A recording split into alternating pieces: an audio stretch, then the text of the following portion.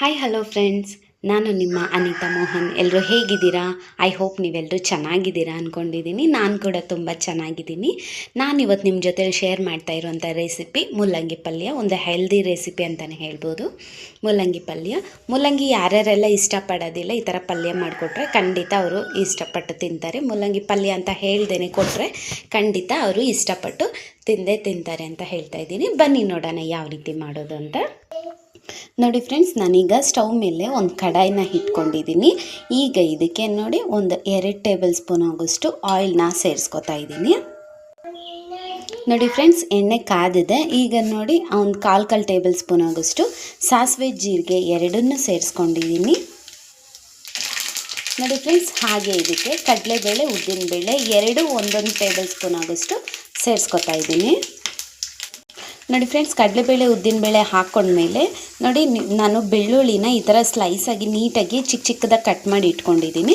ಅದನ್ನು ಹಾಕ್ಕೋತಾ ಇದ್ದೀನಿ. ನಿಮಗೆ ಬೇಕಂದರೆ ನೀವು ಕ್ರಷ್ ಮಾಡಿಬಿಟ್ಟು ಬೇಕಾದರೂ ಹಾಕ್ಕೋಬೋದು. ನಾನು ಇಲ್ಲಿ ಮನೇಲಿ ತೆಗೆದು ಸೈಡ್ಗೆ ಇಡ್ತಾರಲ್ವ, ಕ್ರಷ್ ಮಾಡಿಬಿಟ್ಟು ಹಾಕಿದ್ರೆ ಅದಕ್ಕೆ ನೋಡಿ ಈ ಥರ ನಾನು ಕಟ್ ಮಾಡಿಬಿಟ್ಟು ಹಾಕ್ಕೊಂಡಿದ್ದೀನಿ. ಇದನ್ನು ಗೊತ್ತಾಗೋದಿಲ್ವಲ್ಲ ಬೆಳ್ಳುಳ್ಳಿ ಅಂತ, ಅದಕ್ಕೋಸ್ಕರ ನಾನು ಈ ಥರ ಹಾಕ್ಕೊಂಡಿದ್ದೀನಿ.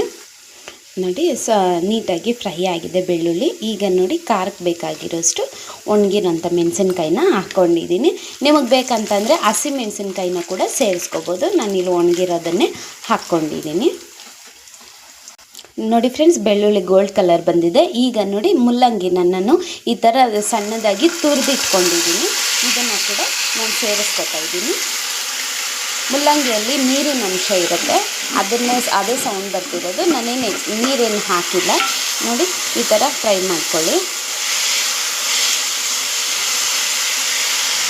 ನೋಡಿ ಫ್ರೆಂಡ್ಸ್, ಮುಲ್ಲಂಗಿ ಹಾಕ್ಕೊಂಡ್ಮೇಲೆ ಮುಲ್ಲಂಗಿ ಒಂದು ಸ್ವಲ್ಪ ನಮಗೆ ಬೇಯಬೇಕಲ್ವ, ಅದಕ್ಕೆ ನಾನು ಸ್ವಲ್ಪ ಉಪ್ಪು ಹಾಕ್ಕೋತಾ ಇದ್ದೀನಿ. ನೀಟಾಗಿ ತಿರುಗಿಸ್ಕೊಳ್ಳಿ. ಈ ಥರ ತಿರುಗಿಸ್ಕೊಂಡು ನೀಟಾಗಿ ಫ್ರೈ ಮಾಡ್ಕೊಳ್ಳಿ. ಬೇಗ ಬೆಂದ್ಬಿಡುತ್ತೆ ಮುಲ್ಲಂಗಿ ಅಲ್ವಾ, ಬೇಗನೆ ಬೆಂದೋಗುತ್ತೆ, ಏನು ಟೈಮ್ ತೊಗೊಳ್ಳೋದಿಲ್ಲ. ನೋಡಿ ಫ್ರೆಂಡ್ಸ್, ಮುಲ್ಲಂಗಿ ಎಲ್ಲ ನೀಟಾಗಿ ಬೆಂದಿದೆ. ಒಂದು 2-3 ನಿಮಿಷ ಸಾಕು, ಬೇಗ ಬೆಂದೋಗ್ಬಿಡುತ್ತೆ, ಬೇಗ ಬೆಂದೋಗುತ್ತೆ, ಏನು ಟೈಮ್ ಹಿಡಿಯೋದಿಲ್ಲ. ಈಗ ನೋಡಿ ನಾನು ಇದಕ್ಕೆ ನೋಡಿ ಒಂದು ಸ್ವಲ್ಪ ತೆಂಗಿನ ತುರಿನ ಹಾಕ್ಕೋತಾ ಇದ್ದೀನಿ. ಇದು ಆಪ್ಷನಲ್ಲು, ನಿಮಗೆ ಬೇಕಂದರೆ ಹಾಕ್ಕೊಳ್ಳಿ, ಇಲ್ಲಾಂದರೆ ಸ್ಕಿಪ್ ಮಾಡ್ಕೊಳ್ಳಿ. ಈ ಥರ ಪಲ್ಯಗಳಲ್ಲಿ ತೆಂಗಿನ ತುರಿ ಹಾಕಿದ್ರೆ ತುಂಬ ಚೆನ್ನಾಗಿರುತ್ತೆ, ಅದಕ್ಕೋಸ್ಕರ ನಾನು ಹಾಕ್ತಾಯಿದ್ದೀನಿ. ನೋಡಿ ಹಾಗೆ ಕೊನೆಯಲ್ಲಿ ಒಂದು ಸ್ವಲ್ಪ ಕೊತ್ತಂಬರಿ ಸೊಪ್ಪನ್ನ ಕಟ್ ಮಾಡಿ ಇಟ್ಕೊಂಡಿದ್ದೆ, ಅದನ್ನು ಕೂಡ ಹಾಕ್ಕೋತಾ ಇದ್ದೀನಿ. ಹಾಕ್ಕೊಂಡು ನೀಟಾಗಿ ಈಗ ಸ್ಟವ್ನ ನೀವು ಆಫಲ್ಲಾದರೂ ಇಟ್ಕೊಂಡು ಮಾಡ್ಕೊಳ್ಳಿ, ಇಲ್ಲ ಆನಲ್ಲಾದರೂ ಇಟ್ಕೊಂಡು ಮಾಡ್ಕೊಳ್ಳಿ, ನೋ ಪ್ರಾಬ್ಲಮ್.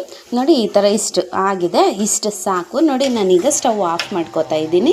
ನೀವು ಮನೇಲಿ ಈ ರೆಸಿಪಿನ ಟ್ರೈ ಮಾಡಿ ಹೇಗೆ ಬಂತು ಅಂತ ನಂಗೆ ಕಮೆಂಟ್ ಸೆಕ್ಷನಲ್ಲಿ ತಿಳಿಸಿ. ಹಾಗೆ ಈ ವಿಡಿಯೋ ನಿಮ್ಗೆ ಇಷ್ಟ ಆಗಿದ್ದರೆ ಪ್ಲೀಸ್ ಒಂದು ಲೈಕ್ ಮಾಡಿ, ಶೇರ್ ಮಾಡಿ, ನನ್ನ ಚಾನಲ್ನ ಸಬ್ಸ್ಕ್ರೈಬ್ ಮಾಡ್ಕೊಳ್ಳಿ. ವಿಡಿಯೋ ನೋಡೋದಕ್ಕಾಗಿ ನಿಮಗೆ ಎಲ್ಲರಿಗೂ ಧನ್ಯವಾದಗಳು. Thank you all.